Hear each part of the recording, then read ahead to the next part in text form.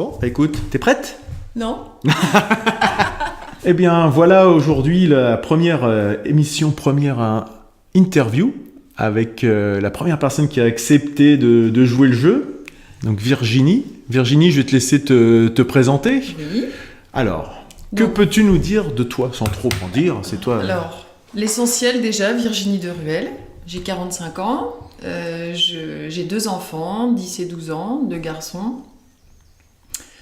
Et j'habite à Quevillon, une petite commune dans la campagne rouennaise, en Normandie. Tout à fait. Donc c'est là qu'on enregistre dans mon atelier. Dans ton atelier. Alors justement, aujourd'hui, tu as accepté, d'ailleurs je te remercie, d'essuyer les plâtres de cette émission, de ces petits exercices. Aujourd'hui, on est là parce que tu as opéré un changement de vie il y a quelques années. Donc tu vas nous expliquer... Tu vas nous retracer peut-être un petit peu ton parcours. Donc, quelle était ton activité avant ? Quels ont été les déclics ? Et puis, ce que tu fais maintenant et depuis quand tu as opéré ça ? Je t'écoute. Alors, mon parcours. Alors, j'ai fait des études de droit. Je viens de région parisienne, dans les Yvelines, et je suis venue à Mont-Saint-Aignan pour faire des études de droit à la fac. À l'issue de ces études, j'ai tenté de passer quelques concours de la fonction publique auxquels j'ai échoué. Je dirais aujourd'hui, heureusement, vu le travail que je fais aujourd'hui et dans lequel je m'épanouis, je me dis que je ne me serais pas forcément épanouie dans ces métiers-là. Et ensuite, j'ai très vite intégré des sociétés d'assurance. En fait, d'accord. Quasiment dès le départ, j'ai fait quelques petits métiers chez un fiscaliste par exemple. J'ai tenté dans des cabinets d'avocats, voilà le parcours classique, et j'ai terminé dans l'assurance. D'accord. J'ai travaillé pendant une quinzaine d'années. D'accord. Et à l'issue de ces 15 ans, j'ai voulu entamer une reconversion. J'ai donc repassé des diplômes, j'ai fait 2 ans de formation à un centre qui est situé sur Bolbec, donc à 1 heure de chez moi, un centre de formation céramique. Céramique, donc rien à voir avec ta formation initiale. Rien à voir avec ma formation initiale, c'était une vraie reconversion, j'avais envie de changer complètement. C'était pas si simple, là je le dis simplement, mais c'était pas si maintenant simple. avec le recul, C'est ça. Donc j'ai passé 2 CAP sur 2 ans, c'était une formation sur 2 ans, et j'ai passé un CAP tournage et décor. D'accord. Et à l'issue de cette formation, donc j'ai créé mon entreprise en début d'année, là en février 2017, et voilà, j'ai créé mon entreprise. Donc là tu es à 8 mois à peu près d'activité. Oui, très c'est bien. ça. Et avant de rentrer justement dans cette organisation, quel a été le déclic ? Pourquoi changer d'un parcours où tu avais fait ta formation initiale, tu avais fait 15 ans. Est-ce que c'était un ras-le-bol ? Est-ce que c'était un appel vers la céramique particulier et une envie de t'épanouir dans ce domaine-là ou voilà. En fait, c'était un ras-le-bol de mon travail dans l'assurance, oui. Et plus généralement, je crois que c'était un ras-le-bol du travail en entreprise. D'accord. Le déclic, il n'y a pas eu un déclic, c'était un faisceau d'alertes, je veux dire, qui ont fait qu'à un moment donné, je me suis réellement posé la question de savoir si ce que je faisais... Non, pas du tout. Et ça s'est étalé sur plusieurs années. Je me suis rendu compte que le travail en entreprise, donc de manière générale, ça implique beaucoup de contraintes personnelles. En tout cas pour moi, chaque jour, je me faisais violence pour appliquer certaines règles auxquelles j'adhérais pas forcément. J'étais manager en fait dans une compagnie d'assurance et on me demandait du chiffre, on me demandait de la productivité, on parlait stratégie d'entreprise et voilà. Au bout d'un moment, ça m'a pesé. Je me disais mais qu'est-ce que je fais là ? À quoi ça sert tout ça ? C'est pas moi du tout, ça me correspond pas. Alors ça met du temps quand même à monter vraiment et le fait de se poser la question réellement, mais qu'est-ce que je fais là ? Voilà, c'est pas si simple que ça. Quand on baigne dedans au quotidien, finalement, on n'a pas le recul. Et donc voilà, donc les contraintes au quotidien là dans ce métier. Et puis voilà, le soir je rentre chez moi, je suis beaucoup moins patiente avec mes enfants qu'avec mes collègues. Oui. On a épuisé toute sa réserve de patience dans la journée. Exactement, c'est ça. Et on se dit mais ça c'est pas normal non plus. Alors j'en parlais beaucoup avec mon conjoint évidemment, qui est très important dans là ce qui m'est arrivé. T'as eu du soutien, t'as eu de l'écho, bien sûr, voilà, c'est bien ça. sûr. Et voilà, il me dit mais si ça va pas, il faut faire quelque chose. Enfin, on peut pas continuer comme ça parce que ça me pesait vraiment sur le moral. Hein. À un moment donné, voilà, quand on n'est plus patient, quand on est toujours dans un état d'énervement un peu permanent, alors que je suis pas du tout comme ça naturellement, on se dit voilà, ça commence à jouer sur notre vie de famille, forcément, il faut faire quelque chose. Et c'est vraiment le soutien de mon conjoint qui m'a fait prendre cette décision-là et basculer. C'est aussi quelque chose qui est arrivé dans mon entreprise. Je me suis pris la tête avec mon responsable, chose que j'avais jamais fait avant. Et je me suis dit non, là, c'est la goutte d'eau. Faut que je bouge. Donc j'ai négocié une rupture conventionnelle. D'accord. Je suis partie, sans savoir ce que j'allais faire après. J'avais rien en tête spécialement. Mais j'avais besoin de cette rupture-là pour y réfléchir dans le quotidien et dans le travail, dans la routine, dans ce tourbillon là infernal. Je ne pouvais pas réfléchir. Ça t'a permis de prendre du recul finalement sur la situation et sur envisager de l'avenir sereinement, quoi. Et puis aussi, c'est ça, et puis aussi un peu me mettre au pied du mur. Ça y est, c'est fait, maintenant tu fais quoi ? Oui. J'avais besoin de ça aussi, un peu de me faire violence. C'est un peu se challenger, c'est ça l'idée. C'est ça. Et donc ensuite, voilà, je me suis retrouvée chez moi, c'était terminé. Donc là, c'était quand ça, cette rupture, justement, là on est en 2017, quand est-ce que tu as pris cette décision ? J'ai arrêté en mars 2014. D'accord, très bien, donc 3 ans. C'est ça. Et là, chez moi, donc déjà, j'ai dû réaliser ce que je venais de faire. C'était fini, ça y est. Donc, grand soulagement. Enfin, d'accord. Vraiment, moi, ça a donc, été, c'est un soulagement et pas une impression de vide, d'être déboussolé. Ça peut être la crainte de certaines personnes de se dire... Non, pas du tout. Vraiment un soulagement et cette impression de liberté, de se dire, ça y est, je ne suis plus obligée de faire ce travail, je ne suis plus obligée de faire... ce qu'on me dit de faire alors que je n'y crois pas du tout. Ça contredit tes valeurs, etc. Complètement. Et vraiment, vraiment, j'ai trouvé ça fantastique à vivre. Donc ensuite, passer cette euphorie et la réalisation que faut... c'est sympa, mais il faut quand même... c'est ça. Ça va 5 minutes. C'est ça, il ne faut pas se laisser aller. Et puis, donc là, forcément, on essaye de rechercher quelque chose de cohérent avec son parcours. Donc je repartais dans des formations complémentaires de ce que j'avais déjà fait auparavant. Oui. Donc, bilan de compétences, des choses comme ça, ou même pas Non. Même pas. Non. D'accord. Non, au départ, j'ai pas fait de bilan de compétences. C'est venu après, en fait. Au départ, je cherchais vraiment une formation complémentaire. Le but, c'était de retrouver un travail qui me permettent de gagner ma vie quand même, pour pas pénaliser ma famille, pour pas emmener tout le monde dans ton... Voilà, c'est ça.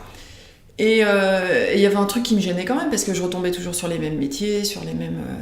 Et encore une fois, mon conjoint, Arnaud, me dit, mais arrête, si tu changes de ce cadre-là, change de travail véritablement, ne retombe pas dans la même chose. Et là, feu vert. Autre chose que je ne m'autorisais pas à faire, puisque quand on n'est pas tout seul, on pense forcément aux autres et on ne veut pas les entraîner dans une galère. Mais alors, à partir du moment où il m'a dit ça, j'ai écarté tous les métiers auxquels je pouvais prétendre avec ma formation. Et très vite, je me suis tournée vers l'artisanat. D'accord. C'est quelque chose pour lequel tu avais déjà des affinités, tu avais déjà des facilités, ou une passion d'enfance ou des choses comme ça. J'ai jamais fait vraiment de travail manuel, mais j'ai toujours été très intéressée par ça. C'est quelque chose qui me rend très curieuse. Partout où j'allais en vacances, s'il y avait un marché artisanal, local, c'était pour moi. Je regardais s'il y avait quelque chose dans le coin. Et voilà, j'ai toujours été attirée aussi par le monde de l'art. C'est quelque chose qui me fascine, que je trouve incroyable. Ouais. Voilà, on fait beaucoup de La création, musées, voilà, la création, musées, expos, salons. Voilà, c'est des choses qui me parlent. Mais je suis aussi quelqu'un de rationnel et de raisonné, Oui. et je voulais pas non plus dire je vais faire de la peinture, un truc un peu délirant. Ouais, Donc partir dans l'artisanat, un concept complet, etc. Oui, Tu voulais vraiment voilà. quand même quelque chose de concret. oui, quelque chose de concret. Et l'artisanat, c'est on apprend, il y a un savoir-faire, on apprend quelque chose, une technique, et c'était pour moi rassurant. Il y avait à la fois la partie technique, donc j'en suis venue à la céramique parce que il y a cette dimension technique qui est rassurante, qui est là, on apprend à fabriquer quelque chose. Oui. Et la dimension un peu plus artistique où on doit décorer la pièce, on doit... voilà, là, ça laisse libre C'est cours là à que notre tu peux sensibilité t'exprimer, quoi, artistique. voilà. Exactement. Donc ça cumulait les deux, donc j'ai trouvé ça super. Ouais. C'était aussi quelque chose de difficile parce que je voulais apprendre à tourner, donc, Oui. et c'est une technique voilà, compliquée, qui demande de la précision, de la minutie, donc ce challenge-là aussi m'intéressait, Oui. le fait que ce soit pas simple et à la portée de tout le monde. Et donc sur le papier, j'ai choisi la céramique. D'accord. Mais je n'avais jamais touché à la terre. Sans avoir fait, comme ça, sur... Non, sans avoir fait. Hop, C'est ça, c'est ça. t'as pris un catalogue de métiers de l'artisanat et tu t'es dit c'est celui qui... Ah oui, exactement ça. vraiment. J'ai pris... Non mais c'est ça, quand je ne savais même pas ce que je voulais faire au tout départ, j'ai pris... alors à l'époque, ça s'appelait... c'était le Code Rome. C'était Oui, des mais gros c'est toujours bouquins, ça, Pôle emploi, ouais. qui répertorie tous les métiers existants, inimaginables. Et j'ai pris ce truc-là et je me suis dit, allez, je choisis. Donc le luxe, c'était un peu se dire, tiens, qu'est-ce que j'ai envie de faire ? Et j'ai choisi ça sur papier. D'accord. Et donc ensuite évidemment... Une formation, forcément, parce que ça, c'est j'ai comme tu testé dis... avant pour voir Oui, si d'accord. c'était quelque chose qui me plaisait. T'as testé chez Et un puis, artisan ou déjà dans le cadre dans d'un... le centre de formation. D'accord, au centre de En formation. fait, je leur ai demandé si je pouvais essayer, ce qu'ils m'ont conseillé évidemment Oui. aussi tout de suite avant de m'engager. Oui, parce que tu t'engages pas là-dedans pour, C'est ça. sur un coup de tête C'est ça. en te disant Oui. au bout de 15 jours, bah, finalement, Ouais. non, c'est pas mon truc. Non, c'est ça. Voilà, c'est ça, c'était le risque. Et non, et dès que j'ai touché la terre, dès le premier jour, je me suis dit, bon, c'est bon. Ouais, C'est pour moi, C'est pour j'ai moi, là, envie je de vais faire ça, là, je vais m'éclater, quoi. Je me sens bien, voilà. Donc, une formation ensuite en 2 ans. Oui, Donc, à Bolbec, ça veut dire aussi... ouais. Tu nous as dit que tu avais 45 ans, donc c'était, je dirais, à 42, 43 ans, reprendre des Ouais. études, repartir finalement 20 ans en arrière, À 30 zéro. ans en arrière. Comment Ouais. ça se prépare, comment ça s'organise? Est-ce que c'est pas difficile de retravailler, devoir se reconcentrer comme un étudiant écolier? Non, pas du tout. Non? Parce qu'en plus, c'est un centre... c'est pas comme aller à la fac et suivre des cours vraiment théoriques. Là, là, on apprend quelque chose de ses mains. Le centre, en plus, j'ai rencontré des gens fantastiques. Les 3 professeurs qui étaient là, c'est aussi grâce à eux que j'ai eu envie de faire ce métier-là, parce que c'est des gens avec lesquels je me suis très bien entendue, des gens généreux qui partageaient vraiment leur expérience sans réserve, sans... voilà, La transmission, c'était, voilà, c'est ça, en fait. C'était de la transmission, et puis aussi, voilà, j'ai créé des relations avec eux. J'aurais jamais pensé créer avec des collègues. Enfin, c'était. Ça te changeait de ton quotidien d'avant, quoi. Oui, et j'avais vraiment l'impression d'être à ma place. D'accord. Ça, c'est un sentiment. Oui, quand très même. agréable et puis confortant. On se dit oui, là je suis au bon endroit, Oui, voilà. je me plante pas, là ça c'est moi, ça me Ça correspond. t'a mis en confiance. Oui, complètement, ouais. Et donc les cours étaient très libres. Hein. Je vais pas dire qu'on faisait ce qu'on voulait, mais parce qu'on avait un CAP à passer quand même, enfin 2 CAP au bout des 2 ans, donc il y avait des exercices à suivre. Forcément. Mais à côté de ça, voilà, un lieu d'échange vraiment libre. Enfin. Non, ça n'a pas du tout été contraignant pour moi. C'était cadré, mais sans être contraignant, quoi. Et alors, bizarrement, j'ai appris un métier, mais j'ai eu l'impression que c'était 2 années de vacances. Ah oui. J'avais pas l'impression de travailler. Hein. Oui, tu y allais pas en disant tiens, je vais bosser, ou tiens, faut que je révise, non. ou C'est ça. Ouais. Et puis j'ai rencontré des gens aussi qui étaient en formation du coup en même temps que moi, des gens qui venant de tous horizons, Oui, parce qu'il y a beaucoup de des gens qui ouvriers, se reconvertissent. des là. artistes. Oui, ouais. D'accord. Et ça aussi, c'est des gens que je n'aurais jamais rencontrés autrement. Et c'était super riche de côtoyer ces gens-là. Donc, non, c'était super. Et donc, maintenant que tu as ton diplôme, est-ce que d'ailleurs c'est un passage obligé d'avoir ce CAP pour pouvoir se lancer ? Non, je crois pas. Non, c'est vraiment pour avoir toi les bases, mais tu aurais très bien pu ne pas avoir le diplôme et puis te lancer en tant qu'artisan. Alors je crois qu'on n'a pas besoin du diplôme pour exercer, pour s'installer. Il me semble pas. Après. Je sais pas, par rapport à la chambre des métiers, je sais pas. Je sais pas. Mais moi, c'était quelque chose que je voulais faire parce que encore une fois, j'ai pas envie de me lancer dans quelque chose un peu à la légère. Oui. Et voilà, je voulais vraiment autant le faire vraiment bien. Et tant qu'à faire, autant avoir un diplôme. J'étais trop fière d'avoir mon CAP. Mes 2 CAP. Et voilà, ça finalisait en fait une volonté de changement. D'accord. Et tu disais tout à l'heure que tu voulais un métier aussi qui soit pas complètement décorrélé de la réalité et qui aussi soit un vecteur de rémunération. Comment ça se passe justement ? Quels sont les débouchés ? Tu avais fait une étude de marché ? Tes activités, là on peut voir, on est dans ton atelier, il y a des créations. Oui. Tu les crées à la demande ? Tu fais du stock que tu vends en marché ? Est-ce qu'il y a d'autres activités que tu développes pour justement subvenir à tes besoins ? Alors, si je m'en étais arrêtée aux études de marché, j'aurais pas fait ce métier-là parce que pour en vivre, c'est un petit peu compliqué. D'accord. Maintenant, à l'école, j'ai été encadrée par des gens qui sont vraiment positifs, qui se disent ça peut marcher, ça marche, il y a des céramistes qui s'en sortent, qui arrivent à en vivre. Voilà les clés, ils font ça. Je trouve qu'on a été super bien briefés sur on n'a pas été leurrés, on n'a pas été, on nous a pas promis des choses mirobolantes. J'étais consciente de l'état du marché, je savais que ça allait être difficile. Il y avait pas que de la technique finalement, il y avait aussi derrière un peu du marketing, business plan, etc. Pas jusque-là. Peut-être pas jusque-là, mais vous aiguillez peut-être un super accompagnement. Moi, j'ai trouvé que l'accompagnement était très, très, très bien et naturel. On n'avait pas l'impression. C'était toujours au débeauté, une discussion autour d'un café, mais voilà, on parlait de choses importantes et tout était bon à prendre. Les professeurs étaient eux-mêmes céramistes, avec des années de métier derrière eux. Ils avaient l'expérience qui parlait exactement. Pour eux. Et du coup, là, quand j'ai créé mon atelier, je me suis pas du tout sentie perdue. Je savais où j'allais, je savais ce qu'il fallait faire pour pouvoir en vivre un minimum. Donc effectivement, comme tu dis, là, pour l'instant, donc j'ai commencé il y a pas très longtemps, si longtemps que ça finalement, les temps d'installation sont assez longs.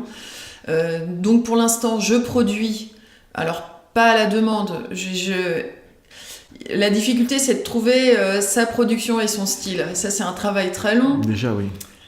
Un travail très long de création, donc ça change encore beaucoup là chez moi aujourd'hui. Mais voilà, on essaye de trouver un style, on produit quelques pièces et là je teste sur des marchés. D'accord. Donc des marchés céramiques ou des marchés artisanaux. D'accord. J'en ai pas encore fait beaucoup, mais voilà, ça permet de tester auprès du public si ce qu'on fait, on est complètement à côté de la plaque. Oui, si ça plaît déjà un peu. Voilà, c'est ça. Donc là, j'essaye d'en faire de plus en plus des marchés et je développerai aussi d'autres modes de commercialisation comme aller démarcher des boutiques. Il y a des boutiques éphémères aussi, ça se fait beaucoup maintenant en ville. Ça peut être aussi très intéressant. Des portes ouvertes dans mon atelier. Ça, c'est quelque chose qu'il faut que je développe et que je prenne le temps de... Des petits stages, des choses comme ça ou pas forcément Oui, aussi. Alors, à côté de la production des cours, je commence à donner des cours de tournage.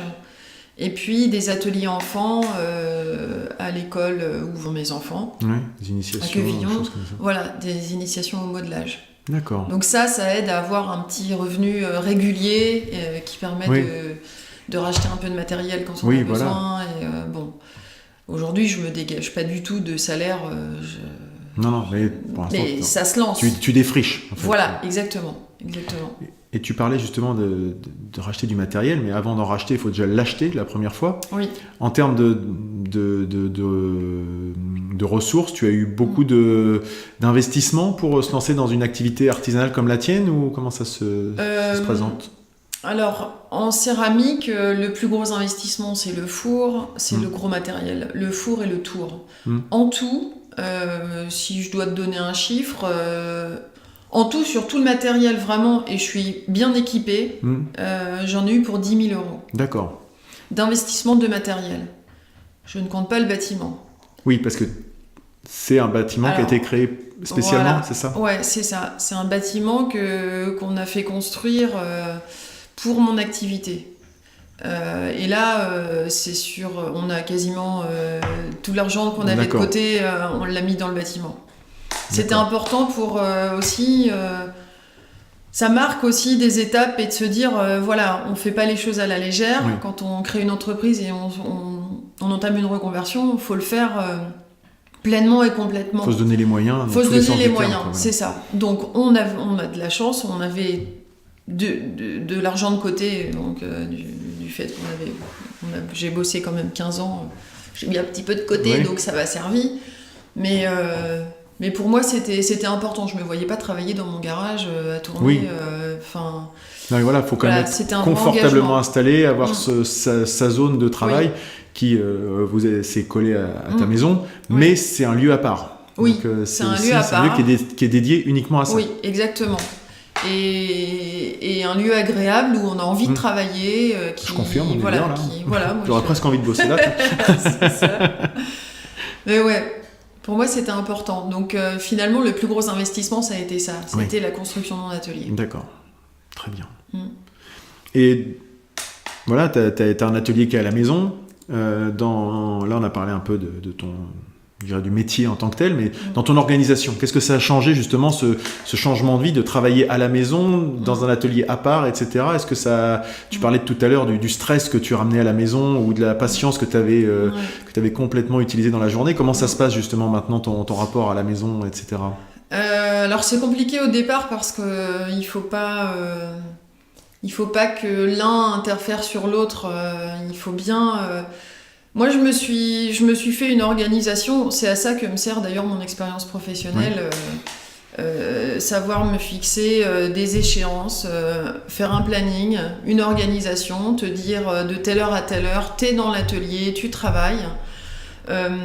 Moi, je m'axe beaucoup sur le planning des enfants au final, parce que c'était un peu le but aussi de ce changement de vie, c'était de voir mes enfants plus souvent, de m'en occuper mieux, c'est-à-dire avoir plus de temps.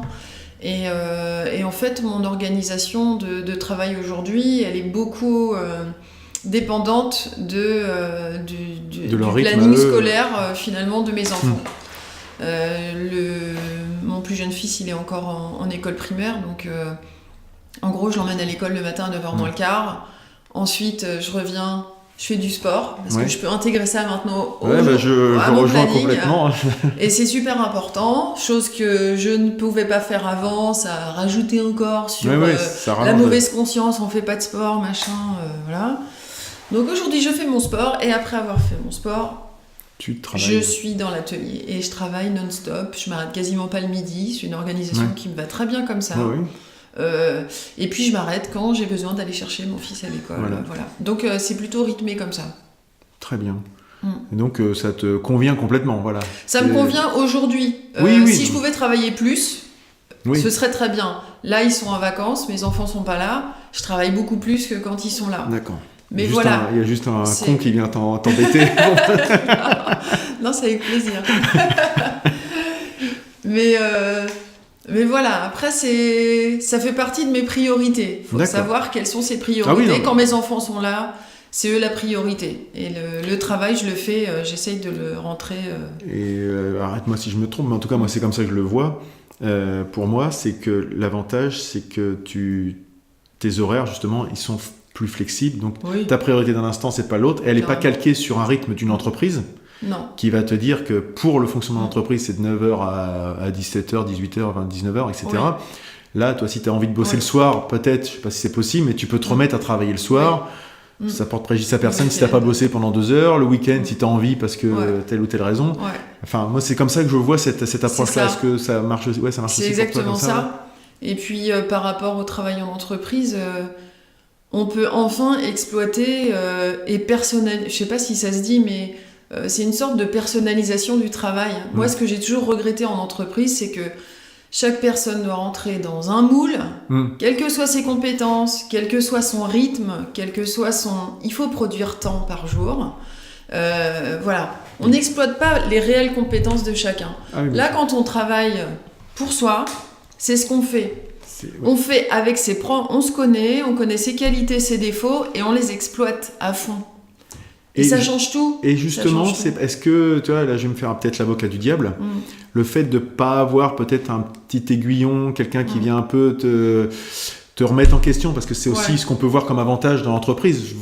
Oui, c'est de temps en temps, c'est de confronter ses idées à quelqu'un d'autre, d'être tout seul, livré à soi-même. Est-ce que de temps en temps, on n'a pas le risque de partir dans des mauvaises directions ou de se mettre dans un faux rythme ou des choses comme ça? Est-ce que toi, tu as des petites techniques à mettre en œuvre pour éviter de tomber dans ces travers, entre guillemets?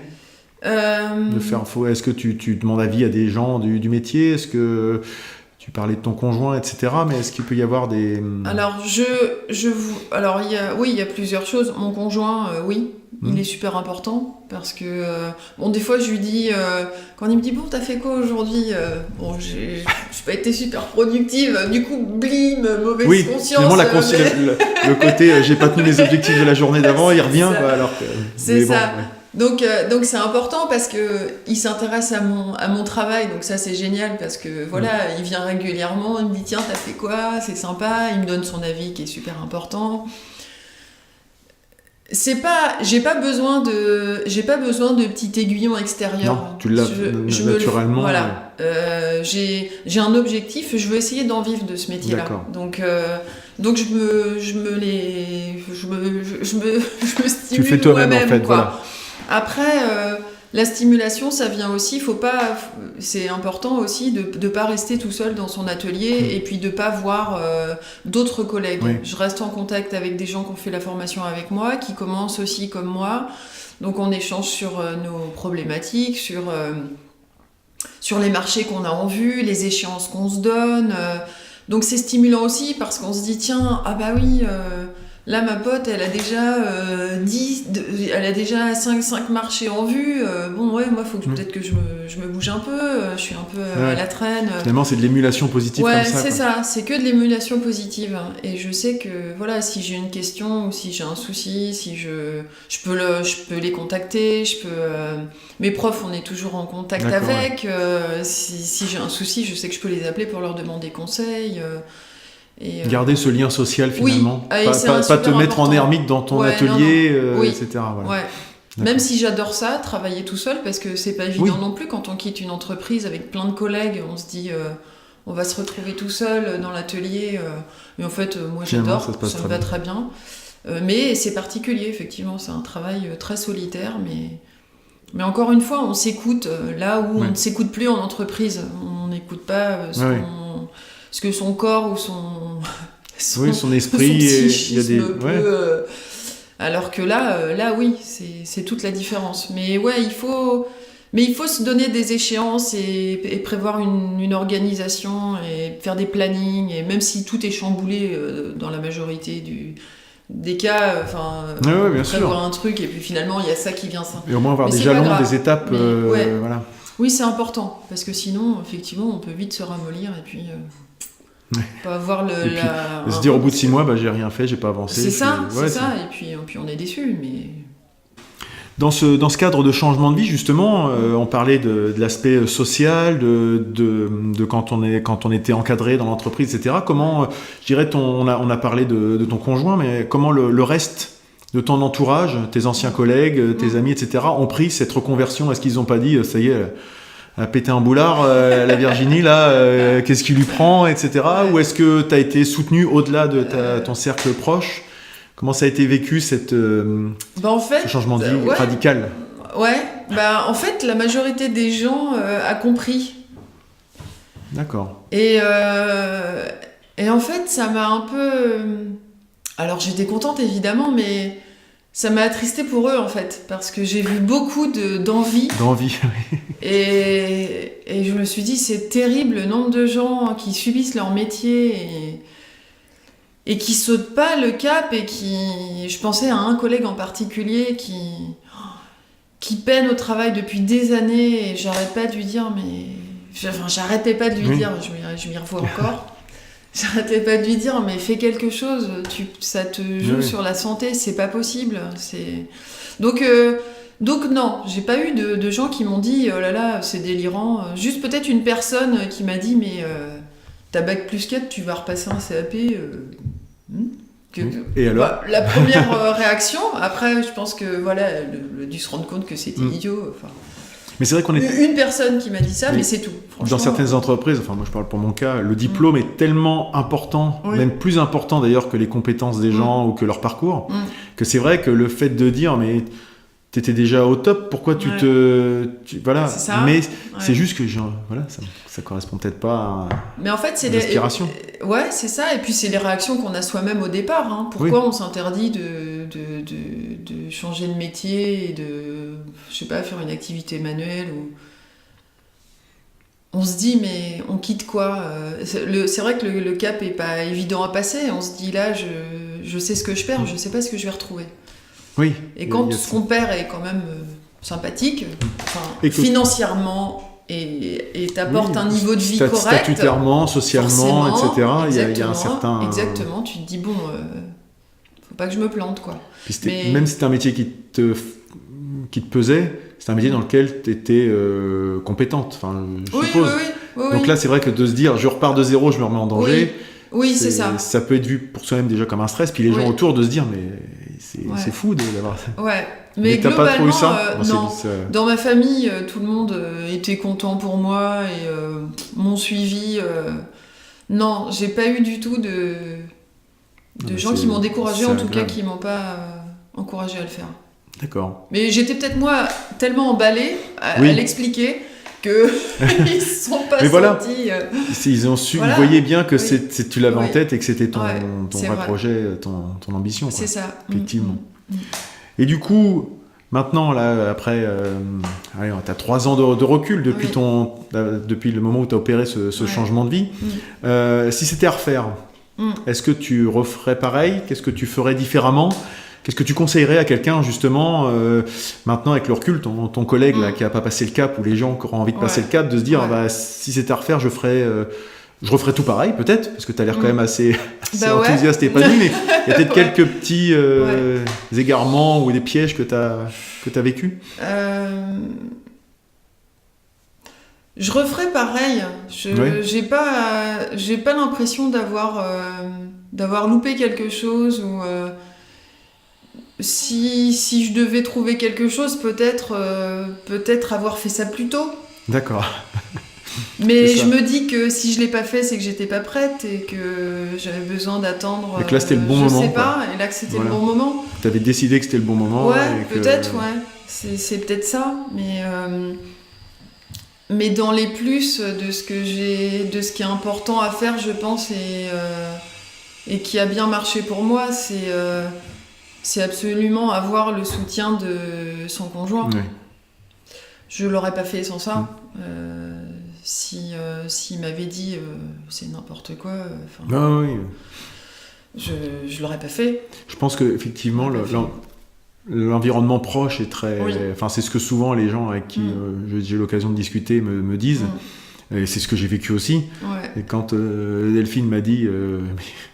Là, je crois que tu arrives au bout du bout, mais casse-toi et puis fais autre chose. Enfin, en tout cas, tu sais peut-être pas encore ce que tu veux faire, mais en tout cas, tu sais ce que tu veux plus faire. C'est ça. Et ça a été... Parce qu'on se met les freins tout seul, finalement, parce qu'on se dit, mais... Et puis, quand on voit que finalement, on nous ouvre les portes... Oui, c'est ça. C'est l'appel vers la liberté, entre guillemets. Exactement ça. Avec les contraintes qui peuvent aller avec, mais en tout cas, il y a ce sentiment... Oui, c'est ça. Donc, tu as eu cette même approche... Ouais, exactement. Et donc voilà, c'est important d'avoir le soutien de sa famille proche. Après les autres, ils sont pas d'accord, c'est pas grave, on vit pas avec. Oui, bien sûr. Oui, non, mais ouais, ça c'est hyper important. Alors, juste un truc, c'est vrai que on n'avait pas donné le nom de ta structure, puisque tu as créé une structure qui a un nom. Donc oui, ça s'appelle Dans la boîte noire. Et pourquoi ce nom mystérieux? Parce que je travaille dans une boîte noire. Alors ça se voit pas parce qu'on est à l'intérieur. Oui, c'est ça. En fait, c'est un bâtiment qui est recouvert qui est en bois peint en noir, donc ça fait vraiment une boîte noire. Et j'aimais bien le mystère du nom. On ne sait pas ce qui se trame dans la boîte noire. Et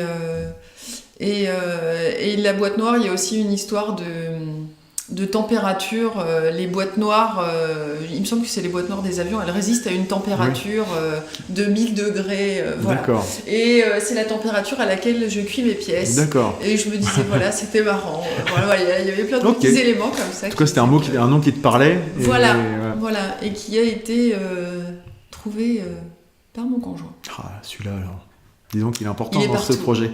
Oui. Oh oui, j'aurais pas pu faire tout ça sans lui, donc bien sûr, oui.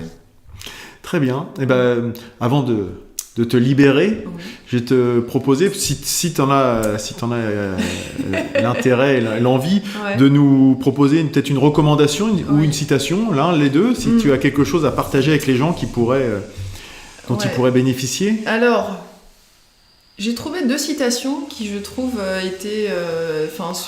qui me parlent. Une première de Confucius, faisons les choses en grand, qui dit « Choisissez un travail que vous aimez, vous n'aurez pas à travailler un seul jour de votre vie ». C'est vraiment cette impression-là que j'ai. J'ai pas l'impression de travailler tous les jours. C'est un hobby que j'adore, et ça, il n'y a rien de plus épanouissant. Donc, les avantages sont les contraintes, quoi. Voilà, les contraintes, c'est nous qui nous les posons, et du coup, on les vit pas du tout de la même manière. Donc, ça n'est effectivement presque plus des contraintes. Et une autre de Baudelaire, qui dit « Pourquoi réussirais-je puisque je n'ai même pas envie d'essayer ?» Et l'envie, pour moi, quand on a envie de faire quelque chose, c'est 50% du travail qu'on a déjà effectué. Et retrouver l'envie, moi, ça m'a permis de retrouver la curiosité, l'excitation au travail. C'est quelque chose qui était en veille. D'accord. Mais complètement. Et quand j'ai changé de métier, c'est ça que j'ai retrouvé. D'accord. Je terminerai là-dessus. Assez plaisant. Je trouve que c'est... Très bien. Écoute, je te rejoins complètement sur ces 2 citations. Bon, donc, je vais te remercier, Virginie. Merci à toi. Merci de m'avoir accueilli dans ton bel atelier. Et où est-ce qu'on peut te retrouver, des gens qui seraient intéressés pour voir un peu tes créations, si tu as un site internet, une page web. Alors, mon site internet, c'est danslaboitenoire.com. D'accord. Je suis aussi sur Facebook, Twitter. C'est mon conjoint qui s'occupe de toute cette partie, encore une fois. Je le ramène pas. J'espère que tu le payes un peu quand même, parce que... Non, même pas, écoute. Voilà, et puis à l'atelier, on peut venir me voir à l'atelier, on m'appelle avant, il n'y a pas de souci, il y a mes coordonnées sur mon site. Et je fais un prochain marché à Lillebonne, c'est 18 ou 19 novembre. C'est 17, 18 ou 18 ou 19, je sais plus, novembre. Ce week-end-là, en fait. D'accord. Voilà. Très bien. À Lillebonne. Eh bien, je te remercie et puis je te souhaite tout plein de bonheur pour la suite. Beaucoup. T'épanouir, ça a l'air de plutôt bien se passer. C'est bien parti. Merci.